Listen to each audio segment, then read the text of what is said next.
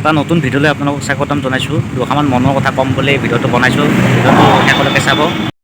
আগতে আপোনাৰ বেলেগতো কাম কৰিছিলোঁ, কম দৰমহা দিয়ে, কষ্ট বেছিকৈ কৰে, আপোনাৰ ছুটি নাই, কিবা নাই, এই কথা নহয়। এনেকৈতো আৰু জীৱনটো নাযাব। গতিকে কিবাকৈ নিজা এটা কৰিব লাগিল। গতিকে নিজাকৈ কিবা এটা ষ্টাৰ্ট দি দিলোঁ। মানে কোনো আনৰ তলত কাম কৰা নাই, নিজাকৈ কিবা এটা কৰোঁ। যিমান টকা ইনকাম কৰোঁ সিমানে নিজা পইচা, কাম কৰিছোঁ পইচা আছে, কাম কৰা নাই পইচা নাই, এনেকৈ কিবা এটা কৰিলোঁ। আজি এবছৰে হ'ল। তাৰমানে সম্পূৰ্ণ এটা অনুমান, মাহটো যদি সম্পূৰ্ণ 30 দিন কৰে, 30 দিন কৰে, আপোনাৰ ধৰক 20-25 হাজাৰ টকা, মেক্সিমাম 22 হাজাৰ টকা আপোনাৰ আহি যায়। কিন্তু কথাটো হৈছে কি, এতিয়া সম্পূৰ্ণ মাহটো আপোনাৰ টাইম দিব লাগিব। একদিনৰ ছুটি তেতিয়া আপোনাৰ ধুনীয়াকৈ 22 আহি যাব।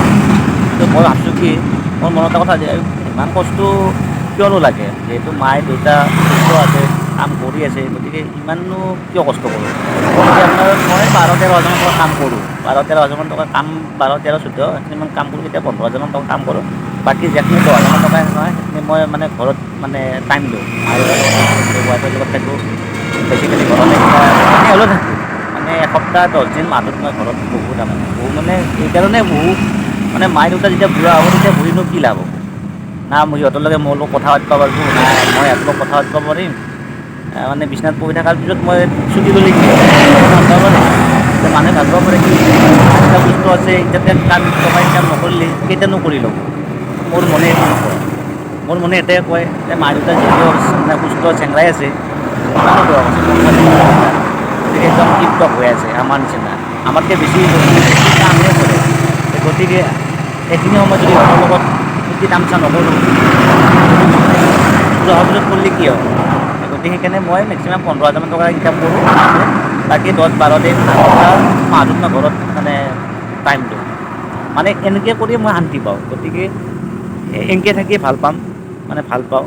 আৰু দ্বিতীয় কথাটো হ'ল কি, যোৱাকালি দেউতাই ফোন কৰিছে, ফোন কৰি কেনে কৈছে কি, ঘৰত আহিবি, বিহু বোলে অলপ নতুন ধান পালোঁ, ধানখিনি মিলক লৈ যাম। দুবস্তা বা 3 বস্তা হ'ব, মই চাইকেলত নিয়াটো অসুবিধা, গতিকে তই আহিবি, তোৰ লগত মোৰ সুবিধা হ'ব। আৰু মেলত একেবাৰে বিহু বুলি মেলতো বহুত মানুহ মই জানো। গতিকে সেই বুলি মই আজি গুচি আহিলোঁ। কিন্তু মায়ে আৰু দেউতাই জানে, কিন্তু এটাই নাজানে, মানে মোৰ ৱাইফে নাজানে। গতিকে সেই ভাবিয়ে আহিলোঁ, কালি ধানখিনি বান্ধি পৰহি আকৌ গুচি যাম। পৰহি গুচি যাই পেলাই আপোনাৰ ধৰক শুক্ৰবাৰক লৈকে কাম কৰিম। আৰু শনিবাৰে আহি কেনেতো বিহু আৰু শনিবাৰে আৰু এসপ্তাহমান থাকিম। আৰু তাৰ লগতে মোৰ এটা আৰু ডাঙৰ সমস্যা এটা আছে, বিহু মাঘৰ মাহটো কিজানি ঘৰত থাকিম। তাৰপিছত মাঘ ফাগুন মানতে আকৌ কামত জইন কৰিম। সেই বুলিয়ে ঘৰলৈকে ওলাই আহিছোঁ। ভিডিঅ'টো চাই থাকক, ঘৰত যাই আছোঁ এতিয়া। আহি ঘৰ পাই গ'লোঁ। মহাৰাণী শুইয়ে আছে, গমেই পোৱা নাই।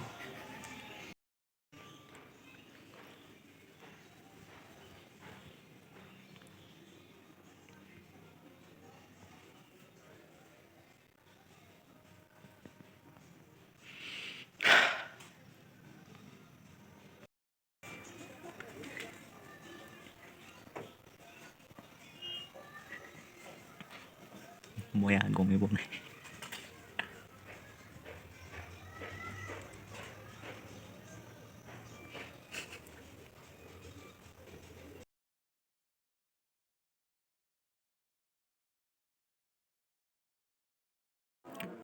মহাৰাণীয়ে 12টামান বজাত এনেকৈ শুইছে দিনত, যেন মোটামুটি 1 মাহমান তাই শুৱাই নাই যেন পাওঁ।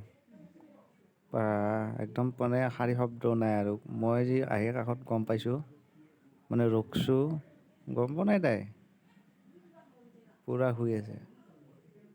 মই ভাবিছিলোঁ কি, মই অহাৰ কাৰণে অভিনয় কৰিছে নেকি, টোপনি অহাৰ, নহয়, আচলকৈ টোপনি মাৰি আছে। শুই থাক দেচোন, মই নামটো, তুমি শুইয়ে থাকা, কিমান টাইম শুই থাকা আজি গম পাম। ছাৰপ্ৰাইজটো দিমেই মই, ছাৰপ্ৰাইজ মই তোমাক দিমেই, তুমি আজি শুই থাকা নামটো বাৰু।